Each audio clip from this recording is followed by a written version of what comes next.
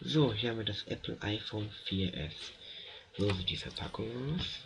Von vorne, natürlich von hinten der Apfel. Von der Seite von hinten das iCloud-Zeichen. Und hier auch nochmal das iPhone 4S. So, machen wir mal auf. So, da habe ich schon das Handy. Ich habe schon den Gebrauch.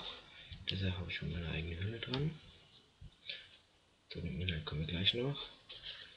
Hier sieht man jetzt, also wo das Handy drin liegt.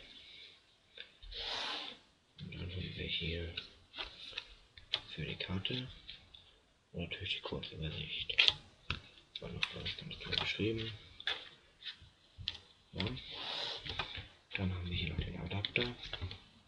Ist eigentlich fast bei jedem Gerät dabei. Synchronisierkabel. Und natürlich die üblichen Apple-Kopfhörer. So.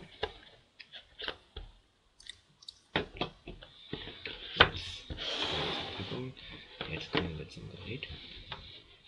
Hier sieht man das Gerät.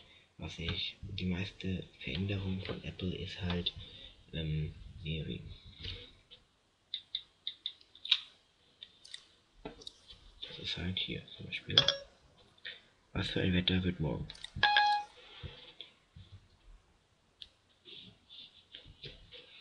Und jetzt sucht Siri sozusagen diese Informationen aus dem Internet.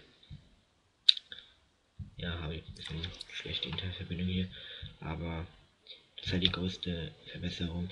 Was man dann noch hier noch in dem Menü machen kann, wenn man zweimal auf den Home-Button drückt, man kann hier die Musik steuern und auch die Lautstärke regeln. Und hier kann man dann halt auch noch die Anwendungen ändern oder direkt zu den anderen Anwendungen springen. Ja, das war mein Video über das iPhone 4S. Ich hoffe, wir sehen uns bald wieder. Bis zum nächsten Mal.